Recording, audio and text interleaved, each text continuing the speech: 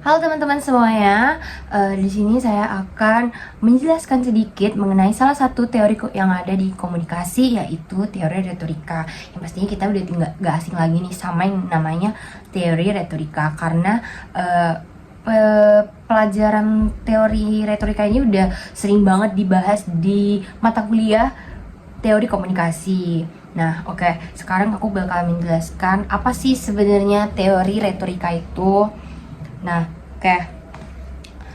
Jadi, teori retorika ini adalah cara berbicara atau cara menulis agar orang lain itu mengerti apa yang dan apa yang kita omongin, apa yang kita tulis, dan terpengaruh dengan apa yang kita omongin dan kita tulis. Dan juga apa sih tujuan dari teori retorika ini sendiri. Jadi tujuan utama dari teori retorika ini itu untuk meyakinkan orang lain dan memberi informasi pada orang lain, atau juga bisa membuat mereka untuk merasakan sesuatu tentang hal yang kita ceritakan, yang kita tulis, ataupun yang kita tulis secara langsung, ataupun yang kita omongin secara langsung ya teman-teman.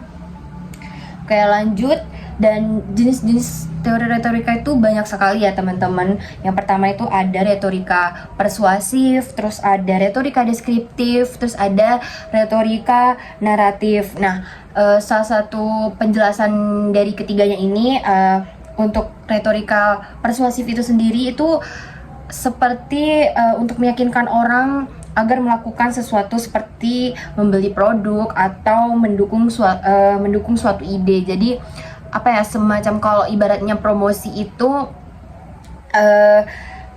mendorong audiens untuk membeli produk yang sedang kita promosiin.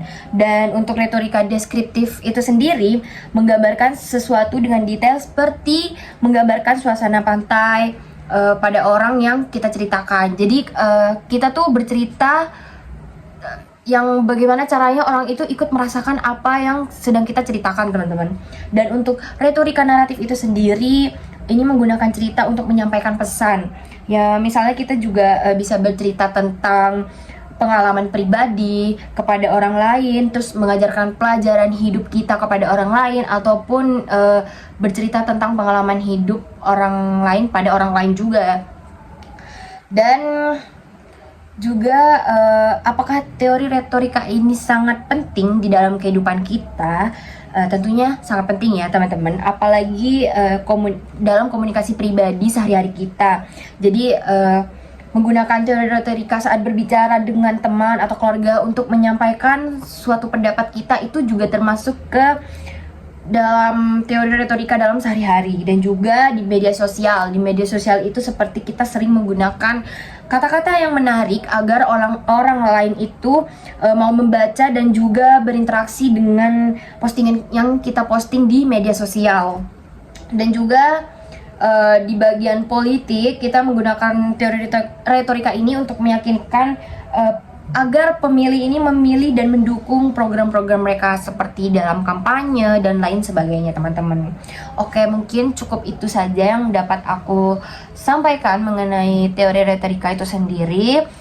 Untuk lebih jelas dan detailnya kalian bisa cek di jurnal, e-book, dan lain sebagainya mengenai teori retorika sendiri. Oke, cukup sekian dari saya. Wassalamualaikum warahmatullahi wabarakatuh.